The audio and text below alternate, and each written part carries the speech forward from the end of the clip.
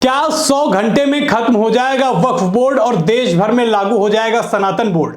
देश भर में ऐसी चर्चा चल क्यों रही है, पहले तो आप ये जान लीजिए। चर्चा में मेरे साथ शामिल होंगे संदीप जी। संदीप जी, चर्चा में आपका स्वागत है। दर्शकों को बताइए कि सनातन बोर्ड को लेकर देश में क्या बात चल रही है। वैभव, सबसे पहले इस रिपोर्ट पे आ जाते हैं जो हम लोग आज बात करेंगे। सनातन बोर्ड की बात कहां से आई और क्या होने वाला है 100 घंटे में, वक्फ बोर्ड कैसे खत्म होगा और सनातन बोर्ड कैसे आएगा, इसके पीछे चलते हैं खबर के अंदर। वैभव देखिए वैभव, क्या होने वाला है 27 जनवरी को, यानी आज से 4 दिन बाद क्या होने वाला है। कुंभ में धर्म संसद होगी। धर्म संसद में ये फैसला लिया जाएगा कि देश पर जो दादागिरी वक्फ बोर्ड की चल रही है अब उसे समाप्त किया जाए।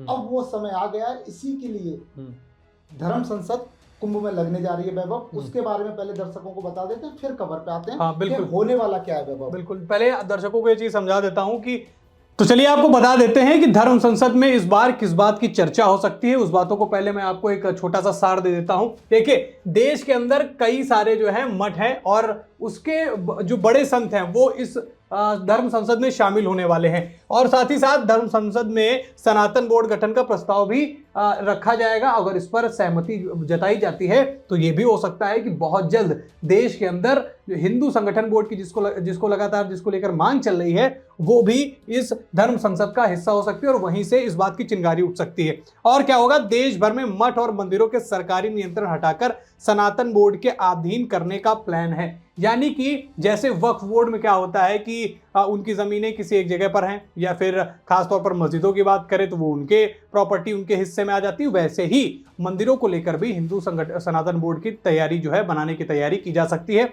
और इसी बात की चर्चा जो है वो होगी महाकुंभ में। और संदीप जी आगे आइए और बताइए दर्शकों को कि देवकी नंदन ठाकुर का वो बयान और फिर उसके बाद अचानक से सनातन बोर्ड की बात, वो बताएं दर्शकों को। इससे पीछे चलते हैं लगातार वक्फ की दादागिरी और ये बयान, यहाँ जमीन कब्जा लेना, ये जमीन हमारी है, स्टेशन हमारा है, लाल किला हमारा, मतलब सारी चीजों पर कब्जा और बता देना कि ये वक्फ की जमीन है।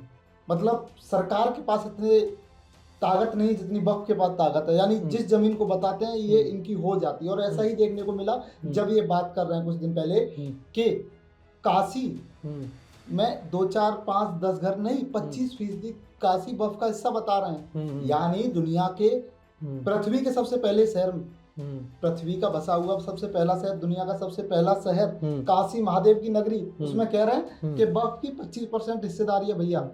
तो बताइए, अब इस तरह की बातें ये लोग कर देते हैं, बेहनता बातें कर रहे हैं। जब बेहनता बातें कर रहे हैं तो सरकार तो जो कर रही है, जेपीसी बैठक चल रही है, हालांकि आज उसमें हंगामा हुआ वैभव, पर अब देश के साधु संतों ने बीड़ा उठाया है और बड़े बड़े फैसले लिए हैं और कहा है कि 27 तारीख को हम वो करने वाले हैं जो अभी तक देश में नहीं हुआ। यानी 27 तारीख को वैभव देश के बड़े साधु संत और देवकी नंदन ठाकुर जी के आह्वान पर बड़े बड़े साधु संतों को निमंत्रण भेजा जा चुका है। टेंट लगाया जा रहा है, बड़ी तैयारी वहां कुंभ में चल रही है। जैसा स्क्रीन पर दर्शक देख रहे हैं कि धर्म संसद की तैयारी भी चल रही है वैभव, और वही कारण बनेगा वक्फ को खत्म होने का और सनातन बोर्ड के बनने का। यानी ये जो बैठक है धर्म संसद की, ये 27 जनवरी को वैभव कुंभ में होने वाली है। देखिए, आपको मैं ये भी बता देता हूं कि लगातार वक्फ बोर्ड को लेकर देश में चर्चा चल रही है। कभी उसके नियमों में सुधार की तो कहीं साधु संतों के बयान आते रहते हैं कि वक्फ बोर्ड को खत्म कर देना चाहिए, उसको समाप्त कर देना चाहिए। देवकी नंदन ठाकुर ने आज से 3 से 4 महीने पहले ये बयान दिया था एक प्रेस वार्ता के दौरान कि ऐसे बोर्ड्स को हटा देना चाहिए जो कहीं पर भी अपनी संपत्ति का वो अधिकार दिखा दे। अब संदीप जी, इसमें एक चीज और बात कर लेते हैं कि एक बरेली के मौलाना थे, उन्होंने पहले वक्फ की जमीन पर कुंभ होने का दावा किया, जहां मेला लग रहा है उसको बताया कि वो वक्फ की है, लेकिन उनके पलटते बोल भी हमको लगता है दर्शकों को बताने चाहिए। सुर बदल गए हैं वैभव। अब जिस कुंभ की जमीन को ये अपना बता रहे थे वैभव, यानी कह रहे थे कुंभ की जो जमीन है ये हमारे वक्फ की जमीन पर लगी हुई है। अभी क्या कह रहे हैं? कह रहे हैं कि जो धर्म संसद लगने वाली है जिसमें जो मांग चल रही है सनातन बोर्ड की, अब उस पर बयान दिखा दीजिए। ये बदल कैसे गए, इनके सुर कैसे बदल गए वैभव? हाँ, मौलाना का नाम है शहाबुद्दीन, जो कि बरेली के रहने वाले हैं। उन्होंने क्या कहा है? उन्होंने कहा कि वक्फ बोर्ड की तर्ज पर सनातन बोर्ड का गठन किया जाए। ये वही मौलाना साहब हैं जो कभी कह रहे थे कि महाकुंभ के जो मेला लगा हुआ है वो वक्फ की जमीन पर है और हमारी दरिया दिल्ली के वहां पर मेला लगाए दे रहे हैं। लेकिन योगी के एक एक्शन के बाद इनके बोल बदल जाते हैं। एक्शन वो था कि बरेली के एक लड़का जो है वो सोशल मीडिया पर आपत्तिजनक पोस्ट करता है, वीडियो बनाता है और तरह तरह की धमकियां देता है। फिर उसका संदीप जी इलाज हो जाता है और इलाज के बाद इनके बयान बदलते हैं। बयान किस हद तक बदले? बोल रहे हैं कि वक्फ बोर्ड की तर्ज पर ही सनातन बोर्ड का गठन किया जाना चाहिए। सनातन बोर्ड बनाना देश के लिए बहुत बड़ा काम होगा। यानी सोचिए, जो मौलाना अभी तक विरोध में थे वो ये कह रहे हैं कि ये सबसे बड़ा काम है। फिर उससे कह रहे हैं इससे प्रॉफिट क्या है, इससे लाभ क्या होगा सनातन बोर्ड बनाने से? उन्होंने कहा कि जिससे गरीब, कमजोर और लाचार हिंदुओं की आर्थिक, सामाजिक और शैक्षिक स्थिति मजबूत हो जाएगी। यानी कि इसके फायदे भी बता रहे हैं मौलाना साहब। संदीप जी अचानक से इनके सुर बदले हैं और देवकी नंदन ठाकुर जिस बात का प्रस्ताव लगातार पिछले 4 महीने से रख रहे हैं, उसका समर्थन मौलाना साहब करते हुए नजर आ रहे हैं। देखिए वैभव, जब आहट होती है तो समझ में आ जाती है। तो लग रहा है कि मौलाना को समझ में आ गई है कि कुछ बड़ा होने वाला है और ये जो मांग है ये कितनी जरूरी है। मान लीजिए, समझिए ना वैभव, कि आजादी के बाद वक्फ बोर्ड का गठन हो जाता है और 75 साल तक आज तक सनातन बोर्ड का गठन नहीं होता है। प्रसाद में कुछ मिला दिया जाता है। वक्फ की जमीन जो है उन पर कोई हक नहीं जमा सकता। वक्फ क्या करता है कि मंदिरों की जमीन पर अपना हक जमा देता है। अगर इसमें हिंदू और सनातन से जुड़े हुए लोग, साधु संत, मठाधीश कहते हैं कि भैया जो तुम्हारे पास बोर्ड है, एक ऐसा ही बोर्ड हम बनाना चाहते हैं, तब ऐसा बोर्ड साधु संत देश में बनाना चाहते हैं जो सनातन के लिए काम करे और सनातन की चीजों को आगे, धरोहर को सजाने का काम करे, संवारने का काम करे।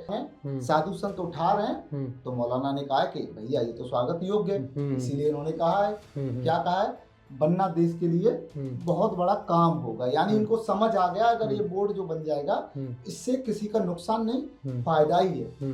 क्योंकि अभी क्या है, सारे हिंदू मठ मंदिरों पर सरकार का नियंत्रण है, जबकि इनके जो भी धार्मिक स्थितियां होती हैं वहां सरकार का नियंत्रण नहीं है। जब हिंदुओं के मंदिर पर नियंत्रण सरकार का है तो वक्फ पर क्यों नहीं है, ये देवकी नंदन ठाकुर कह रहे हैं। तो यही बातें हैं जिसकी वजह से अब कुंभ में 27 जनवरी को ये आयोजन होना है धर्म संसद का। हाँ, धर्म संसद के आयोजन में ही इस बात की चर्चा की जानी है और धर्म संसद में की गई चर्चा का प्रभाव भारतीय राजनीति में बहुत हर बार हमें देखने को मिलता है। ये भी कहा जाता रहा है कि आज हल्के में नहीं होता। धर्म संसद में लोग कहते हैं कि ऐसी तो बहुत धर्म संसद आगे फैसला हो जाएगा और कुछ नहीं होगा।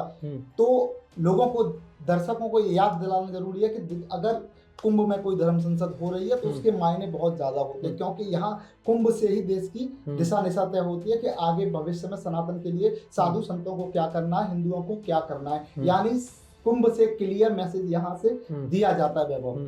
ये बहुत बड़ा क्षण हो सकता है धर्म संसद का, जहां पर इस बात का निर्णय लिया जा सकता है। जहां एक तरफ वक्फ बोर्ड को लेकर देश में बवाल चल रहा है, उसमें कुछ बदलाव की बातें चल रही हैं। हो सकता है कि धर्म संसद में इस विषय पर बातचीत हो, चर्चा हो और हो सकता है कि जो भी डिसीजन निकल कर आता है संतों के बीच में वो बहुत जल्द अब जमीन पर अप्लाई होता नजर आए। आपको क्या लगता है, क्या वाकई सनातन बोर्ड का गठन होना चाहिए? क्या वक्फ बोर्ड की जो मनमानी है उस पर अब कुछ पूर्ण विराम लगना चाहिए या नहीं? आप अपनी राय हमसे कमेंट में बता सकते हैं। वीडियो में इतना ही। वीडियो को लाइक और शेयर करें। चैनल पर नए हैं तो चैनल को जरूर सब्सक्राइब करें। फिर मुलाकात करेंगे एक नए विश्लेषण के साथ। तब तक के लिए धन्यवाद।